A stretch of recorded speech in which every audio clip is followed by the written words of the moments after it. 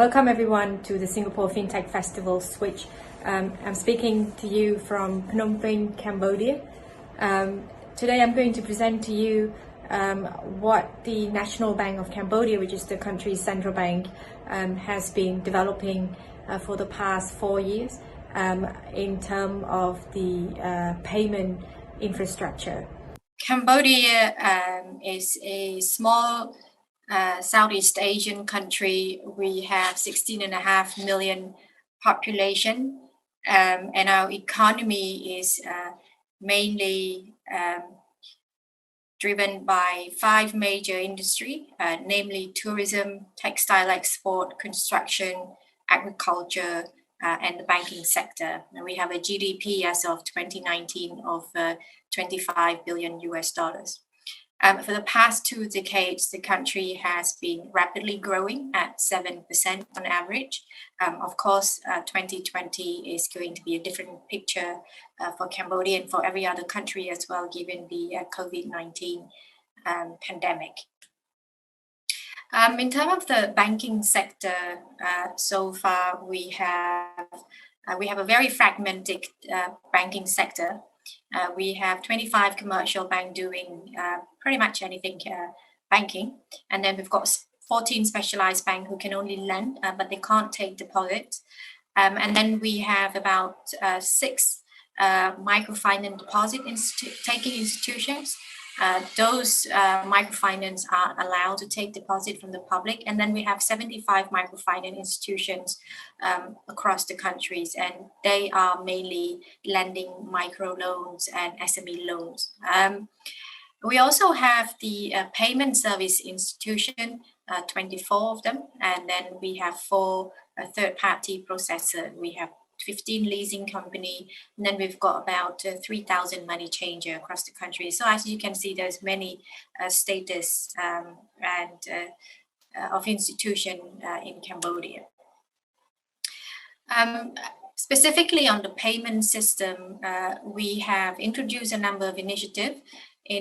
So bearing in mind that Cambodia economic history has been fairly recent, the country has achieved peace only since 1998. Before that, we've been through about 20 years of civil war.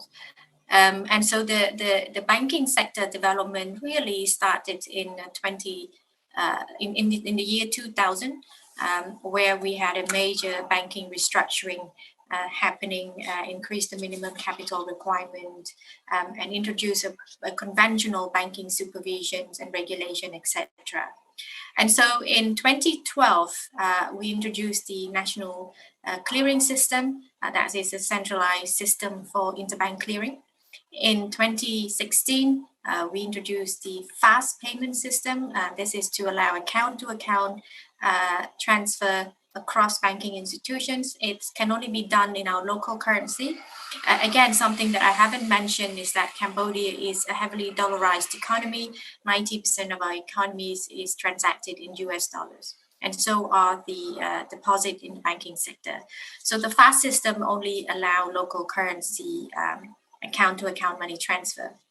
In 2017, we have the Cambodia Share Switch, and this is a standardized chip standard where debit card issued by domestic bank can be read by any domestic bank's POS and ATM machine. And then in 2019, of course, we introduced the Bakong project, which I'm going to elaborate further in this presentation. In terms of connectivity, we have initially the banks connected through the fast system and the CSS system. However, the banks were not connected to the payment service institutions, and those are the e-wallet providers. And the e-wallet providers themselves are not connected to each other until, as you can see in this picture, Bakong come in and bring the different players together. So about the Bakong project itself, we started in 2016 by establishing a working group to explore the use of blockchain and distributed ledger technology in the payment system. By early 2017, the group has developed use cases under the auspices of the Bakong project. The name Bakong comes from a prominent Khmer temple from the 9th century, whose architecture was replicated to build Cambodian independence monument in 1958. The logo of the project Bakong is also the outline of the temple structure. So for many Cambodians, this is a symbol of the Bakong temple is a symbol of independence and sovereignty. Also within the same year, prototypes were developed during the second half of the year.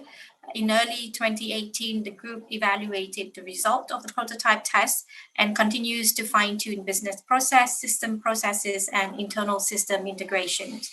By the middle of 2018, a call for expressive interest from banks and financial institutions to participate was announced for the first time. And so we had several financial institutions that show interest and participated in the early discussions of the project. And finally, on the 28th of October 2020, the National Bank of Cambodia announced the launching of the Bakong payment system after more than a year of pilot testing with banking institutions and selected target groups among the population. As I mentioned to you earlier, that one of the main motivations of Bakong project was to address the lack of interconnectivity and interoperability, but we also wanted to attain efficiency, that is reducing cost, increase speed, and enhance security within the current payment system. It's also aimed to promote financial inclusion and the ease of use of the local currency. Now, first on addressing the interconnectivity and interoperability, consideration includes solutions to the challenge that the current payment system is faced with, the availability of the alternative technology that has the potential to tackle those payment challenges, and also the recent experiment of and research into blockchain technology among central banks around the world. Now, the new DLT technology facilitating the current payment system will facilitate the current payment system, but also create this interconnectivity and interoperability that we were talking about. We also want to achieve efficiency from that new payment system, and so in terms of lower cost, faster, and more secured. In terms of cost, because it is a peer-to-peer transaction, so customer that transfer fund from a Bakong wallet to another Bakong wallet won't incur any cost, as well as customer that will transfer money from Bakong wallet to a bank account won't have to pay anything. We are still discussing with our participating banks on transferring bank accounts into the Bakong wallet.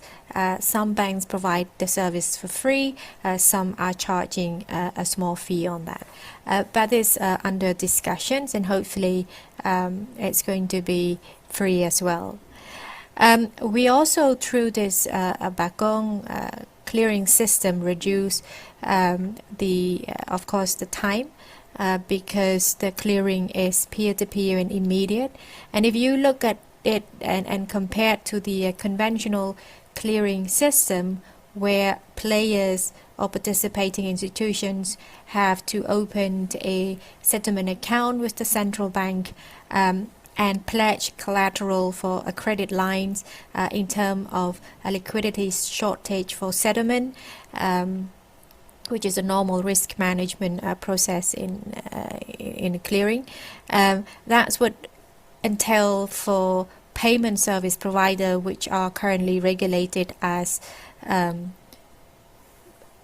technology providers, to have the level of liquidity management at the same level as a commercial bank, and that again would put the burdens on compliance on these institutions, and of course regulatory compliance costs will eventually pass down to the users, and we didn't want that to happen.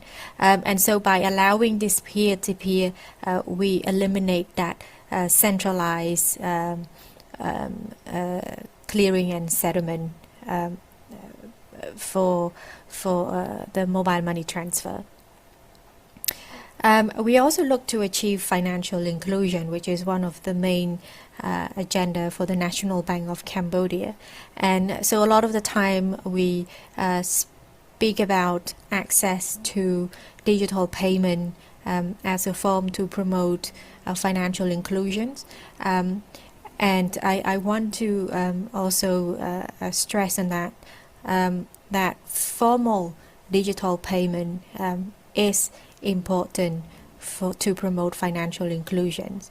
If you look at access to credit, insurance, and deposit, those are the products that require certain preconditions from the users, such as credit worthiness, regular income, spare saving. Insurance products are considered relatively complicated for somebody who has very little financial matters knowledge, and so but payment is a transactions that is something that happen on a daily basis to all walk of life, whether you're rich or poor, payment transaction happen, and therefore if you want to promote somebody to have access to a formal digital payment, formal payment or formal financial services, digital payment, access to formal digital payment is of course the beginning. That means that once you're into this formal digital payment, you are accumulating information about yourself, on your payment behavior, and it's allow you to then access to, let's say, a credit from a financial institutions. So even if you don't have previous histories on credit, being able to access a formal digital payment will allow you to create that payment behavior where bank can know you much better than having nothing to assess you on. And with the Bakong, we also hope to use the access, the wide access of mobile phone, which is the penetration here is more than 100%, and use it as a tool to push further our financial inclusion agenda. Because if mobile phone can penetrate to the most remote area in the country, if we can use that as a channel, as a mean to then embed financial services into it, then we hope to increase access to formal financial services as well. And then last but not least is the use of the local currency. As I mentioned earlier, Cambodia is heavily dollarized economy, despite our strong macro fundamentals such as the positive economic prospects, relatively stable inflations and exchange rate.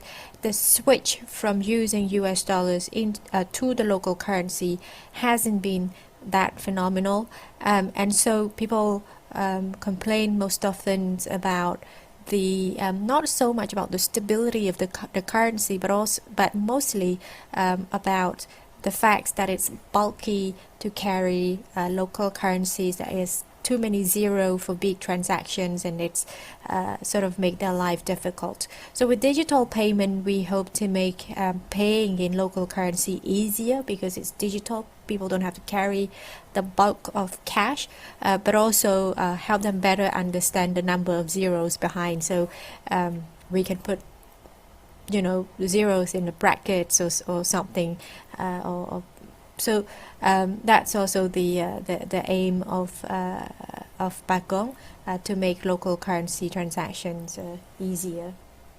In terms of technology consideration, we started to explore in 2017 the different technology that was available, and we wanted a technology that can solve the problems I mentioned to you earlier about the trying to decentralize the payment and settlement, but also creating interoperability and connectivity that is easy for members to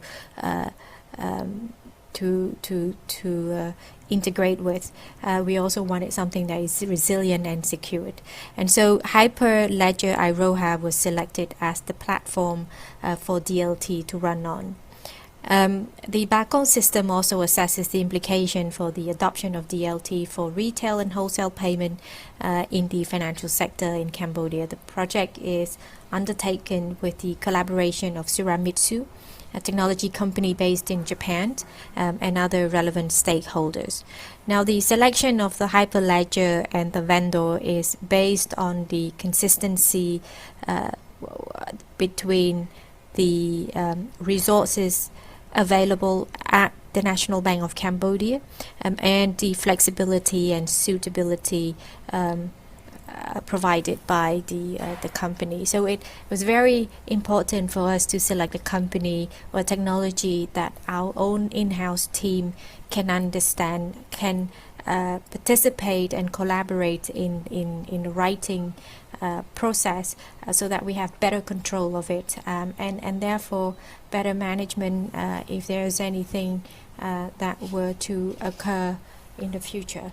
From the Bakong architecture perspective, Bakong is a national payment gateway. As I mentioned, there's two ways that Bakong can be used. One, it can be used as a payment switch, where banks can embed Bakong into their existing mobile applications, and then allow their end users to send money across the banking institutions or across or to a payment service provider's user conveniently and immediately, real time, through the Bakong backbone. It can also be used as a peer-to-peer, meaning from